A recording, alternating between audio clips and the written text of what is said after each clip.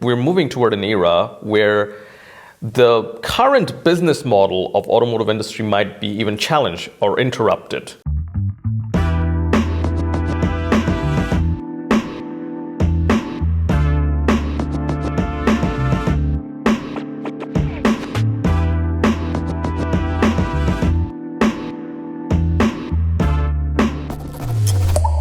Welcome to yet another episode of Matrickz Tech Talk. Today, I'm super excited to have a very special guest, Professor Thomas Schmitz. Thomas, welcome to Matrickz virtually. Thank you, Hasan. So it's an unusual settings. Professor Schmitz is actually only 1.5 hour drive from here. He is a professor of Technische Hochschule Ulm, which is 1.5 hour drive. Due to COVID-19, we're doing it via Zoom. However, we're going to have a lot of fun. So some words about Professor Schmitz. Professor Schmitz graduated in mechatronics. And right after that, he went to work for Ford, and he worked there for 26 years in product development. So this is the spirit of our podcast, that we want to talk to people like Professor Schmitz to get their intuition, their experience, the practical lessons they have learned during their career. So Thomas, why don't you tell our audience a little bit about you, your background, your passion? I studied mechanical engineering and mechatronics at the University of Duisburg, and where I also finished my PhD thesis. During that time, I worked for Robert Bosch in Stuttgart, Schwieberdingen, where I worked on a research project regarding vehicle dynamics simulation for ESP, so for or ESC, Fahrdynamikregelung in German. And so I had a pretty much analytical career. And after that, I thought, hey, what are you supposed to do now? So, and first I thought, okay, do something different. And I started at a consulting company for a couple of months. And then I realized, hey, that's not what I want to do. And then I got the opportunity to hire into Ford, and that was impressive for me, because Ford, as you know, is a global company, a very technical company, and when I had the offer to hire in, I directly said yes. Yeah, and as you said, I do not regret that. I spent there almost 26 years, and I never really had the wish to leave the company, because the company could offer me everything I wanted. I had a great time there in various functions. In vehicle dynamics, I did functional work. In chassis, I did design and release work. I did some mechatronics work, came across driver assist systems, and I had a big global team, right? So I was responsible for global chassis engineering, global suspension in particular, over the last 10 years. So I had a global team where half of my team was located in the US, the other pretty much the half in Europe, and some people across the world in China, India, and Brazil. So I had the perfect setup. And then by the end of 2018, I realized, hey, there's big change in the automotive industry, and in particular in Ford, where we had originally chosen a pretty much decentralized setup, where different regions had different responsibilities. So in a nutshell, chassis lead was in Germany, right? So the whole chassis management team was sitting in Germany. And then about 1.5 years ago, the company decided to globalize the development pretty much. So all functions, all management functions are now globalized and concentrated in Dearborn, in Detroit. At that point in time, I had already seen that there was an open position at the Technical University of Ulm. And I said, hey, that's something which absolutely fits to your skills. So they wanted a professor for chassis and vehicle dynamics. And I thought, okay, this is what I did for 26 years. And since the 1st of March, I'm living now here in Ulm. I'm now eager to start also my lectures because of the coronavirus. We weren't able to start as expected in March. So we hope that we can start in April now, in about a week from now. So I'm really looking for another 12 years until I retire in this location, in this position. Fascinating. It's so impressive, the career you just depicted here, and so many questions I want to ask you. I don't know where to start. However, you mentioned that your team, part of your team was located in the US and you were in Germany. Now we have COVID-19 time. We're doing a lot of remote work. So how was it? How was the experience when part of your team is remotely located? There's pros and cons, like with everything, right? So the direct contact is still extremely important. This is also the reason why I was flying back and forth continuously. So I visited my team several times a year. So usually I went to Detroit 5-6 times a year to see my team, and then I spent 1 or 2 weeks there.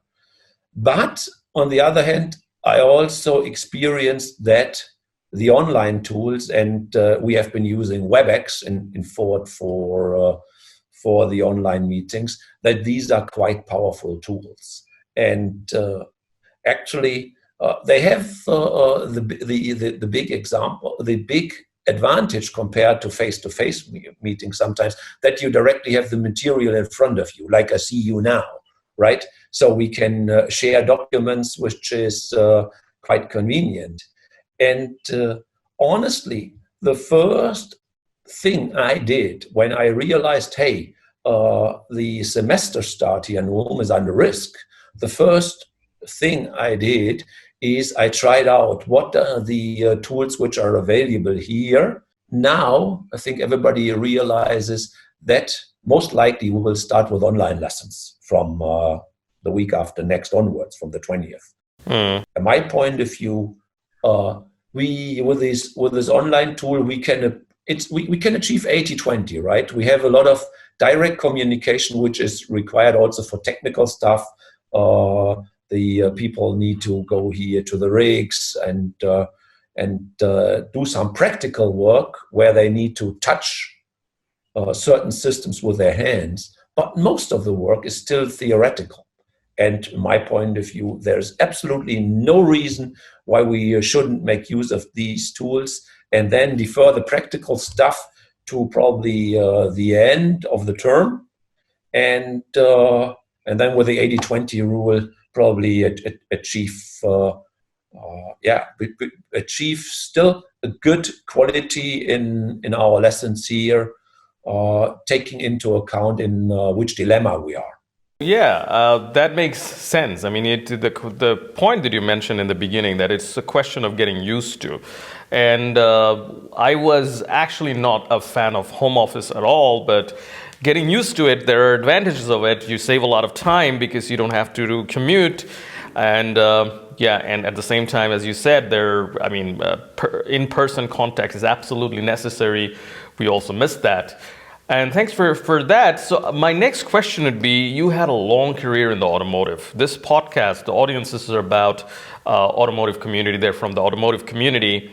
So can you share, what was your most valuable lesson or lessons that you have learned? What would you advise the youngsters who are similar career path, who are working in the automotive industry, in project execution? What would you advise them? What lessons have you learned? Would you share some anecdotes with us? The first thing is probably a personal soft skill lesson, which is do not overestimate what the others know. So in German, you said everybody cooks with water. This is even for young engineers. They should respect what experienced engineers know, but on the other hand, they should, with a lot of self-esteem, go in their new job and getting things done, right? Push forward and build on your strength. That is extremely important from the soft skill thing. But at the end of the day, everything is evolutionary, right? So it's not that things change overnight. Sometimes people believe that things change overnight. Also with new approaches like autonomous vehicles, electric vehicles. Like sometimes the legislation, they make people believe that things change overnight, but we have a lot of technical constraints. And the interesting thing is, it is really evolutionary, and things change because people pay a lot of attention to details, and then they develop ideas further. I admit that there are technological steps which help us, like microcomputers or now sensors, navigation systems, all of that. But on the other hand, you see everything is developed evolutionary. And when you look at, for example, autonomous vehicles, people were expecting probably when the big hype in the press, in the media came up. When was that? 5 years ago? About 4 or 5 years ago, everybody was expecting that we will see, autonomous vehicles on the road probably in 10 years from now. Everybody, now we are in the phase where we change our expectations, make them more realistic, and everybody acknowledges, okay, it's probably not that far, because everything is evolutionary. And on the other hand, and there's also something where we can talk about, and if you want to, we can even talk about that in detail, about evolution in automotive industry. This is what I show my students in my first lesson. I've pulled together some information. Hey, what have we as the automotive industry worldwide accomplished within the last 30, 40 years? And that's very interesting when you look at that. When you look, for example, at a couple of metrics, and if you want to, we can talk about it in more detail, that, for example, the age of a vehicle when it gets scrapped, it was 8 years in 1965. And in 2015, it was 18, right? And there's several other metrics which show what we have achieved with regard to environmental friendliness. Look at the different emission limits. So we have improved the emissions in the last, 25 years by, I think, almost 90%, 80 to 90%. And we have developed new technologies. We have developed luxury features. And I always tell the engineers and I will tell the engineers in my first lesson, hey, this is an industry branch which is extremely innovative. We have, there is a lot of money, much more than in every other industry, which we spend for research, right? It's a hell of a lot of money which the vehicle industry puts into that. That is extremely important to produce these the high number of vehicles in the respective quality, so that you have a very, very small variation in between the products. For an aircraft, it's different. They just build very few, right? But we build sometimes 300, 400,000 pieces a year of one model, right? They need to be within a very small variation. What I tell them as well, hey, when you choose your main fields and concentrate on certain areas, look at that, what the future is. Admittedly, 100% of all vehicles in future will still have a conventional chassis, let's say, right? They will have steel, control arms, and so on. But on the other hand, we also know that the the content of new technologies, software, IT, or artificial intelligence, controls, right? That will increase. And that's also what I told my son, for example, right? Son is 23 now. He studied, he came to me and said, hey, should I study mechanical engineering? And I didn't drive him there. And I said, yes, it's a good idea. The only thing I said, do something which is innovative. And now he's studying technical cybernetics in Stuttgart. So it's a very interesting field, and it has the potential for the future. Because one thing I realized is also that in modern industry, sometimes these traditional fields, like producing parts out of steel, castings, which is very, very challenging, they are considered probably a little bit negative as old-fashioned technologies. Despite the fact that I have learned that there is a lot of high-tech also in these fields to produce these components, and I spend a lot of time doing that. But it's always better when you choose and you emphasize during your studies that you select something which has a future and is also considered high-tech in the future. In my time, it was simulation, right? So this is now state-of-the-art, right? So everybody can simulate, right? Fascinating. I mean, Thomas, you have painted a landscape where we can navigate, especially with the evolution that you've mentioned, evolution of automotive. I'm extremely interested in that, and we'll dive into that. What do you think, in your opinion, is the reason for such a drastic increase of lifespan of a vehicle within 50 years? How did we achieve this? It is lessons learned, and I call it always prevent recurrence.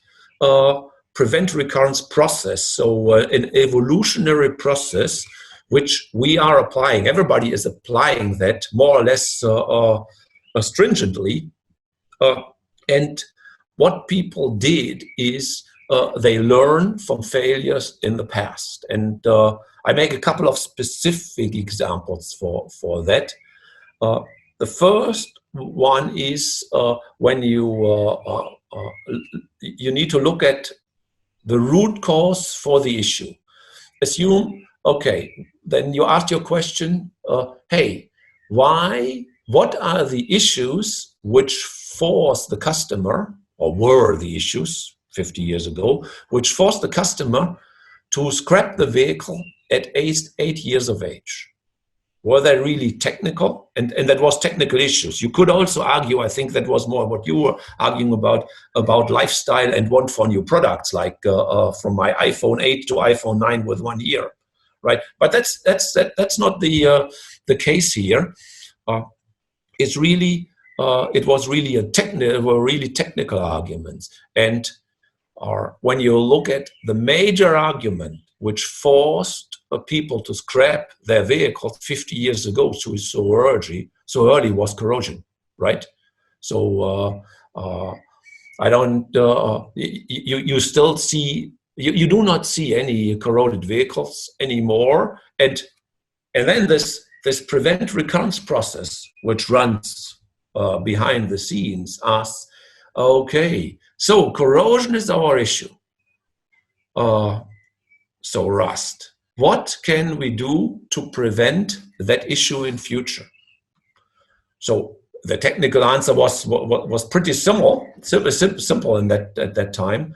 It was, hey, let's galvanize the bodies, right? And that's what everybody did then. Audi was starting with that, or with their bodies, probably, I don't know, 40 years ago. I'm just guessing. And from now onwards, you do not see corroded bodies anymore. It's what is important, and I'm just saying that as an example, it is not only the design action. The design action is the necessary prerequisite. What you need to do is you need to apply stable processes. And in this case, also stable manufacturing processes to do things right. And this is then resulting into a knowledge base of the individual or OEM, right? And the knowledge base is then the list of requirements which documents the technical evolution, right? And that's like I think what you do is you deal with functional safety and SOTIF and all of that. That also writes down requirements, what to do and how to do it, right? And that's what is the prerequisite for this evolution, that you document it in requirements properly to ensure that these issues never pop up again. And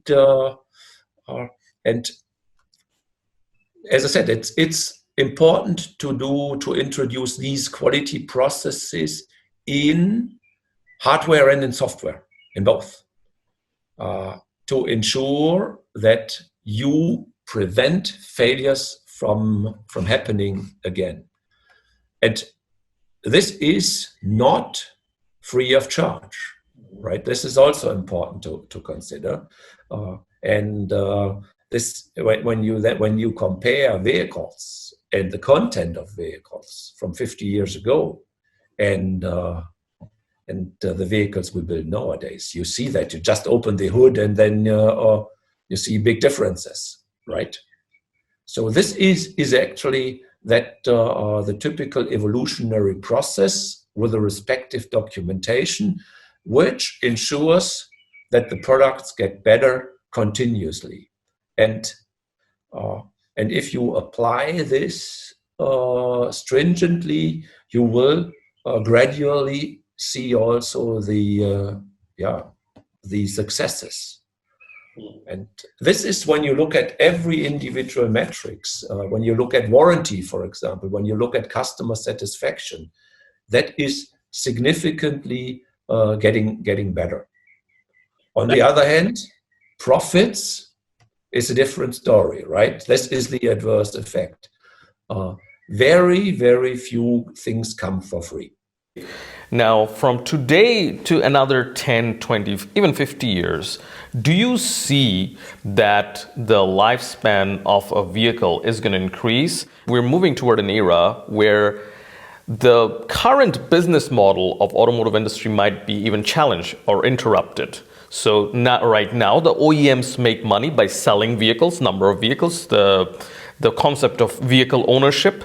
We own a vehicle. There are ideas that vehicle will be only your means from going point A to point B, so it will be service-based like Uber, Lyft, Waymo, for example. Up to a certain extent, Tesla, one of the OEMs, talked about it.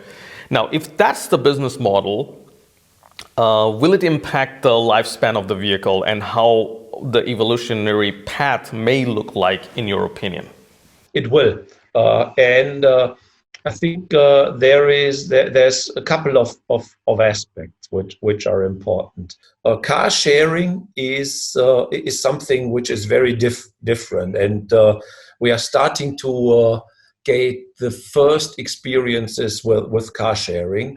What we see in Germany, at least, that the public is not really picking up that idea as people thought in the first place. But if this idea of autonomous transport vehicles, if this idea is proceeding, things will change, because then the situation is very similar to taxis, right? The usage of a taxi, and this is an interesting thing that you say Uber or taxi. The usage pattern of a taxi is so different that the automotive OEMs, they cooperate with taxi fleets in order to get early warnings of issues, because the aging of the taxi fleet is so different and so much accelerated compared to a standard passenger car, that the issues pop up so much earlier. And that is a very important indicator for us. And that's the same now when we go to car sharing and autonomous and partially autonomous vehicles. If we're moving away from this privately owned to a shared concept, then the usage pattern will change. And from the technical standpoint, probably when we apply the current requirements, the vehicles could survive even longer. But some things are driven then also by the mileage. And when the mileage and the usage patterns increase, get more severe, vehicles will need to get replaced much earlier. And the most important thing is to harmonize all of that. If I have now a usage pattern where, based on the pure usage, the mileage is accumulated in a much smaller time period, and the vehicle's going to be probably at the end of its lifespan at whatever, let's say 5 years, right? Hey, what is the benefit if I have a body which lasts 18, right? So then I over-design, and this is very challenging to ensure that you have this right balance, that all of the systems, that they reach the end of their life at pretty much the same point in time, in order to ensure that you design cost efficiently and you don't over-design. And this is something which will really that makes life more complicated in the automotive industry, because then we need to diversify our requirements based on the usage much more than we did it so far, and that is one aspect. And it's the same now with the different regions, right?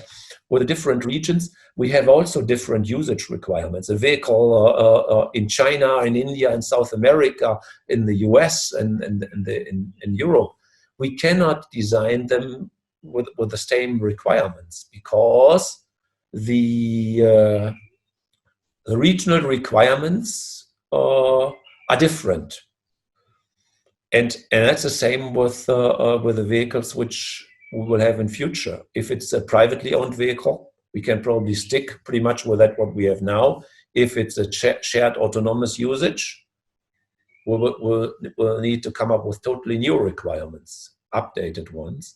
And that's what we need to ensure, that we understand that upfront, because knowing that upfront is pretty important to design accordingly and ensure that you meet the customer expectations to 100%, and in parallel be profitable, right? This is important. If you don't reach that balance in between function and profitability, you're dead.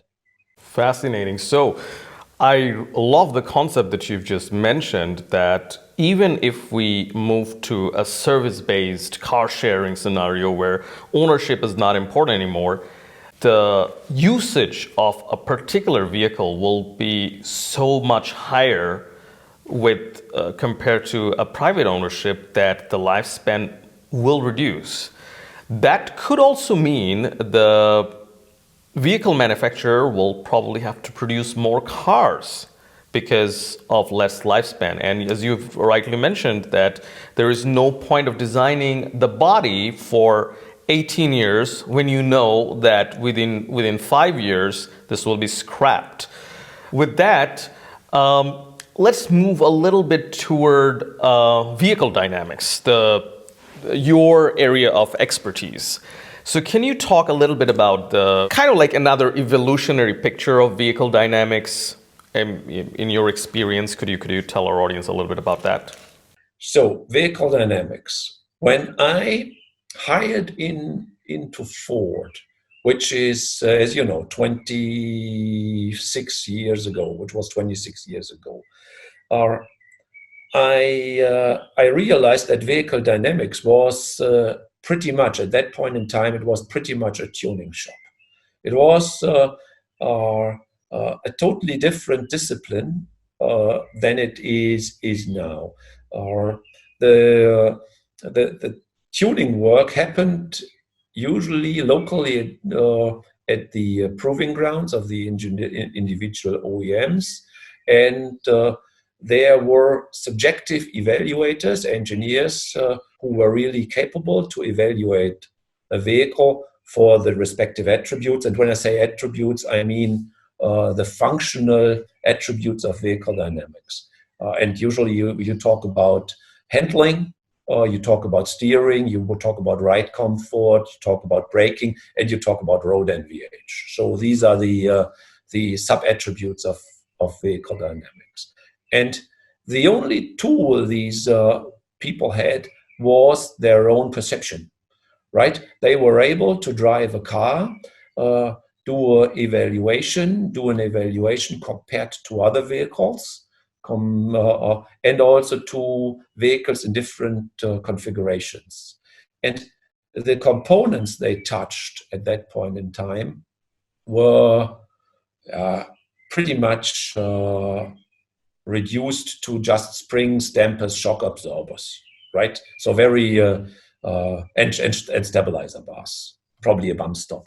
So it was a pretty limited set of variables they touched, and what they just did is then they put these cars, these components in the car, evaluated them, and then they found the best combination, and that was it. And frankly, when you compare the performance of these vehicles, which were in the field by the beginning of the 90s, they were, apart from a couple of exceptions, pretty bad, because that was done across all OEMs, that approach. At that point in time, there was also no semi-active or active system on the market. We'll come to that later. Good. So then probably the first big step in the evolution of vehicle dynamics was then the holistic approach, which was applied across the board in industry, probably from the middle end of the 90s, considering that apart from the old-fashioned subjective development, new methods had to be applied. And new methods meant an analytical approach, doing CIE, and objective testing. So that is then probably the magic resolution to, or the magic formula, is put these three things together and apply them properly and apply them holistically within one team. So it is not sufficient to have these different disciplines in different teams. Really, you need to combine them in one team.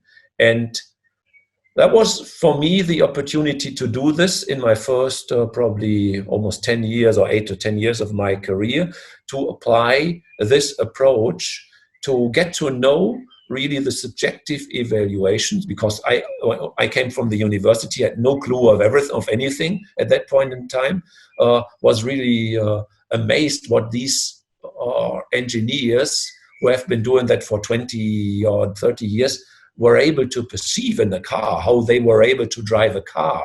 So, and how precisely they were able to drive a car on a handling road, very precise lap times and all of that.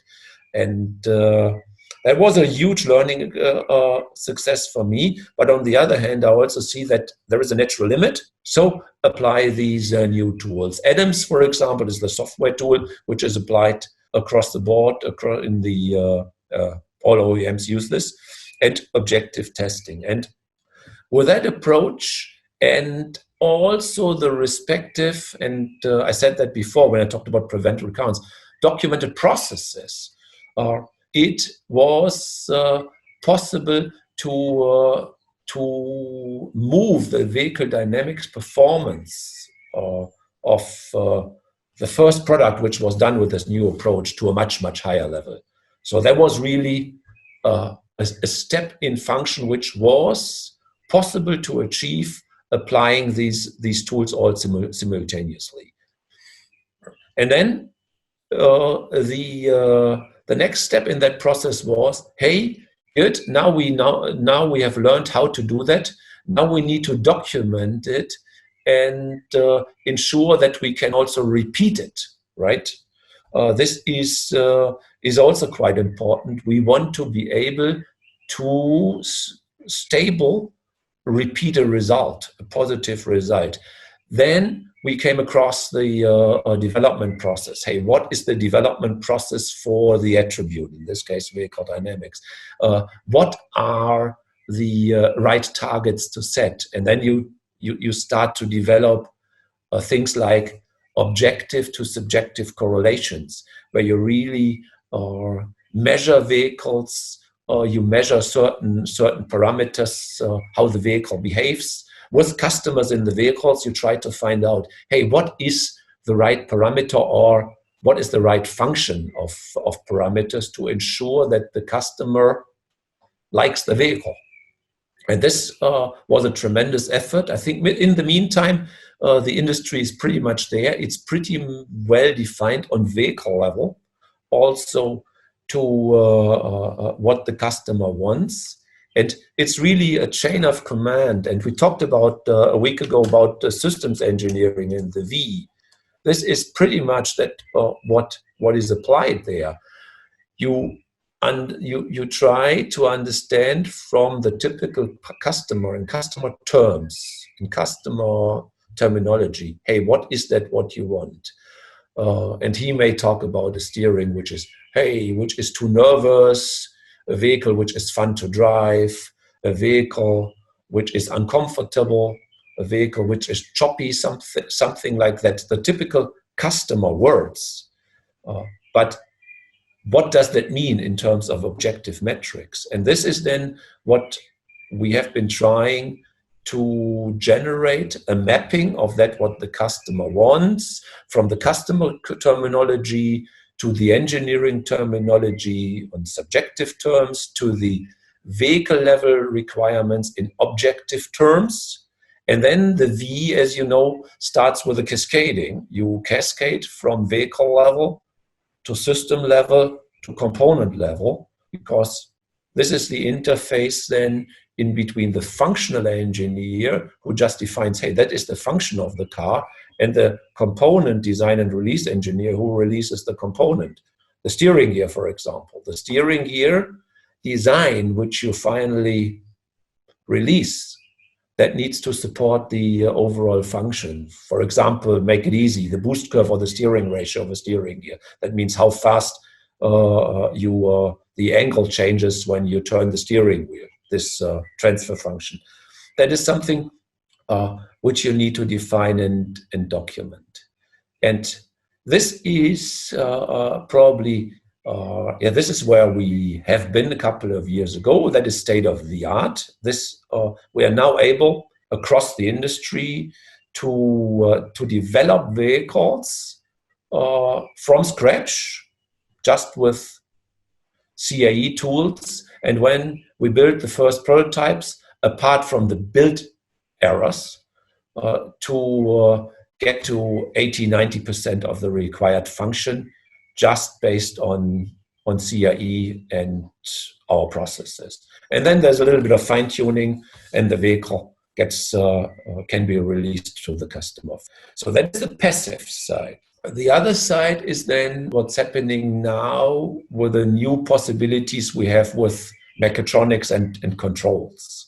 I sometimes draw a graph to my people where I say, okay, when we just look at passive systems, we are pretty much in the area where we have done almost everything, and we are converging. If we want to achieve an improved function, we need to invest too much.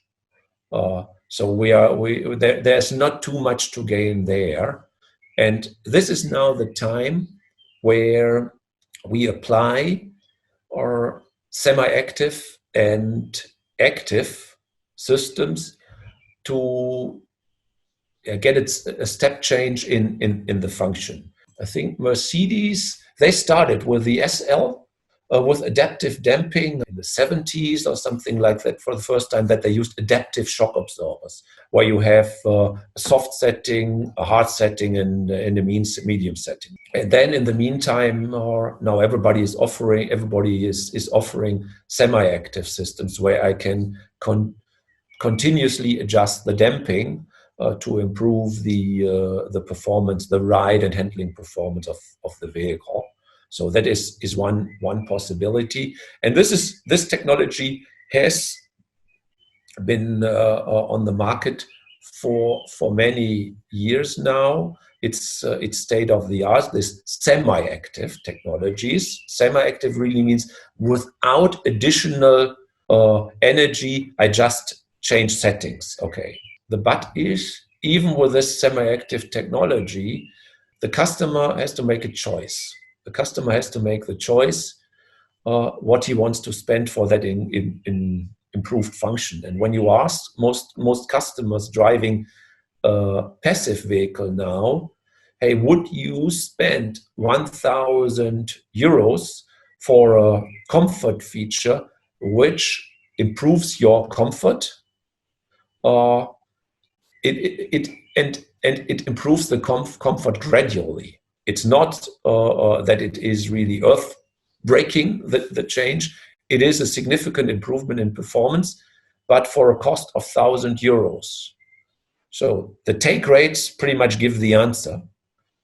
Most customers do not select that option because they would rather spend their money for a large navigation screen or for other features, for a rear camera. So that pretty much also puts into perspective where we already are with the passive systems and the customer demand for something better. And now with the discussion about autonomous vehicles, there is a new debate which is ongoing, because people consider, or will probably consider, when we get to full autonomous in many years from now, they will consider their vehicles totally differently and use the vehicles totally differently. The main function is always transportation from A to B. But what will people do is they will potentially use an autonomous vehicles as a business device. They would do their work like we do it now. It's my second office, right? I may use it as a leisure device, reading and TV. It could be something which I do. I could use it as a communication device, just speak to people when I have a long journey. Or it could even replace my living room, right? It could replace my sleeping room partially, right? It's a totally different usage. And with that, also in terms of the requirements, the customer focus will totally change. Also in terms of the seating arrangements, the customers will not look forward anymore. They will not pay attention to traffic anymore. What is then with all of the accelerations which will act on their bodies? Will they perceive it differently, or what do I need to do differently? And in scientific conferences, a lot of suppliers always they try to persuade the OEMs that active suspensions, that's what we need in future. As soon as we go to autonomous vehicles, we need active suspensions, because this is quite important to ensure that we do not have any disturbance due to vehicle pitch roll and heave movements.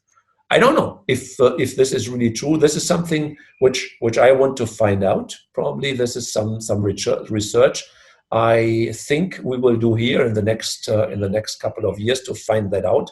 What is different on these autonomous vehicles? And there's so many different discussions which pop up now. You can get rid of the whole steering system because there is no steering anymore, right? So this is relatively easy. That that drives cost down. At least the customer interface is no longer there. What about crash? Crash is also the same, right? If I have the possibility to avoid a crash in future, then I don't need these crash optimized vehicle bodies anymore, right? So many functions are optimized for passive safety. Will we move from passive safety to 100% active safety in future, so that we avoid accidents? This is quite interesting. So it's really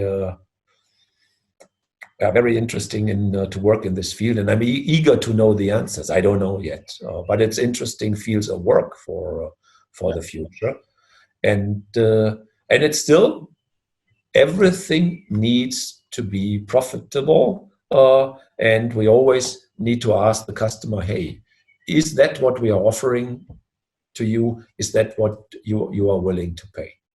Fascinating. So you talked about 100% active safety that we might move toward, which is even going to reduce cost. And you talked about there are some questions that you don't know the answer to. You would like to probably research on it in your university in the upcoming years. That is the perfect segue to move to the next question I want to ask you, which is many of our audience are pursuing or willing to pursue an automotive career path, like yourself. What advice would you have if someone wants to pursue such career path? I think the field of the automotive engineer will change. It will become more diversified. It's now really multi-dimensional education, which is important. And since it's impossible for one person to learn all of that, it's really different teams coming together. I think what we will do is here in Ulm, we will focus more into this field of artificial intelligence, autonomous driving, educate the people more into that direction. In the past, it was so easy. You needed a chassis person, a vehicle person, an electrical person, a body person, and a engine person, pretty much, and then you were able to build a car.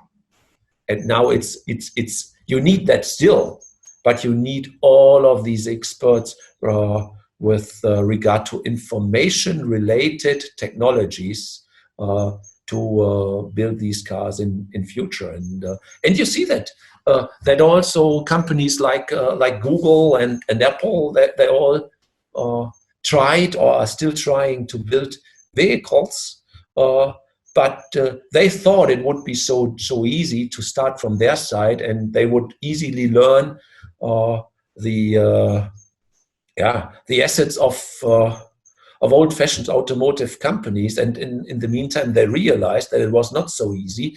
Apart from Tesla, who pretty much did it right, and they seem to have really understood, besides the new technology, also how to do the old-fashioned stuff.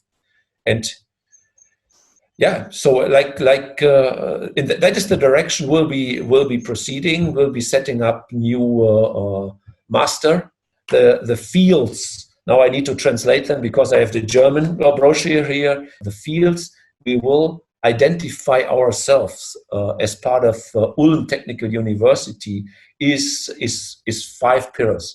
Right, it's modern mobility, it's digital technologies, it is regenerative and sustainable energy systems, health and medicine, and intelligent industrial systems. So these are the 5 fields, all prerequisites in future, which we will need to build successful automotive products.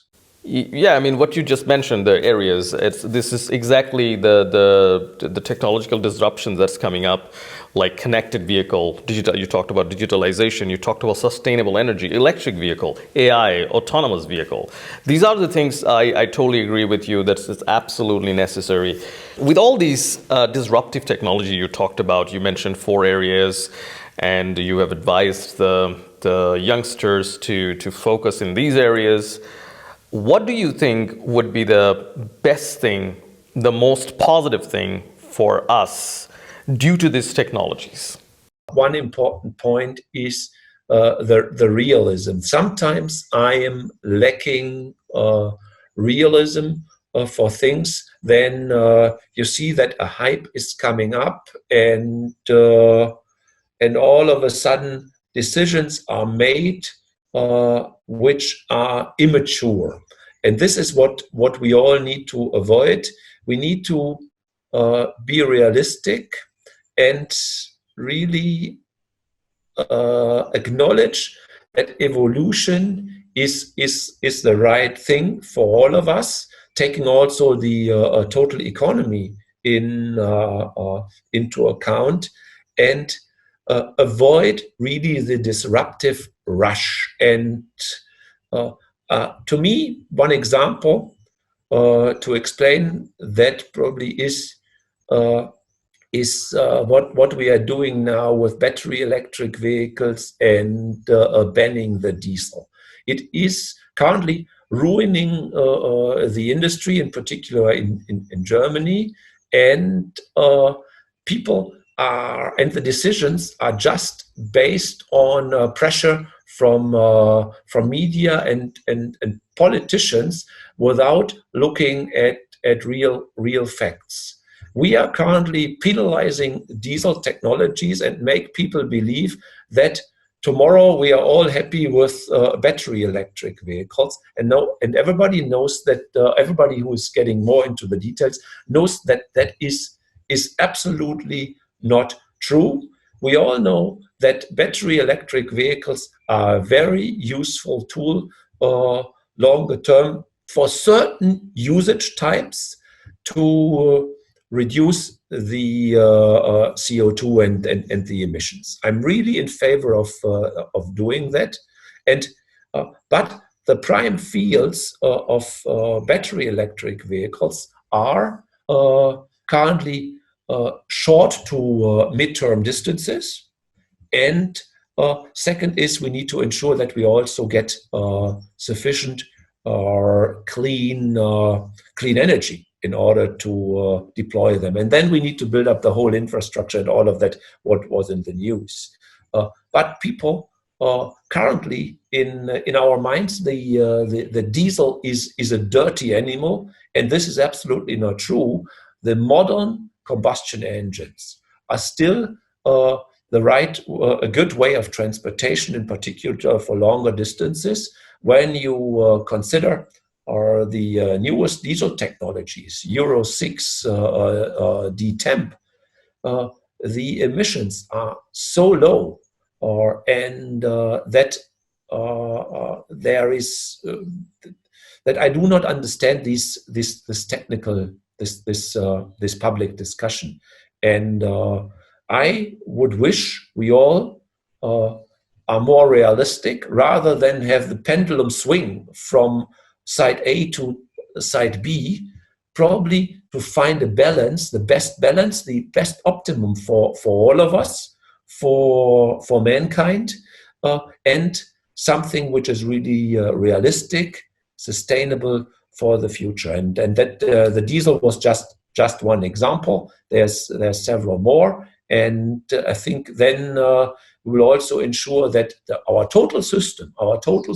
in consisting out of people, environment, industry, the total mankind, and that what we have accomplished, that will survive without big issues. Fascinating. Thomas, it was really stimulating. I've learned so much from this session. Thank you so much for being with us. It was lovely having you here. It was a pleasure for me as well. You had very interesting questions. Yeah, and I'm looking forward to stay in touch with you. Looking forward to probably have another session sometimes. So thank you so much for watching the episode. If you have questions, comment, please feel free to write below. And thank you so much for watching.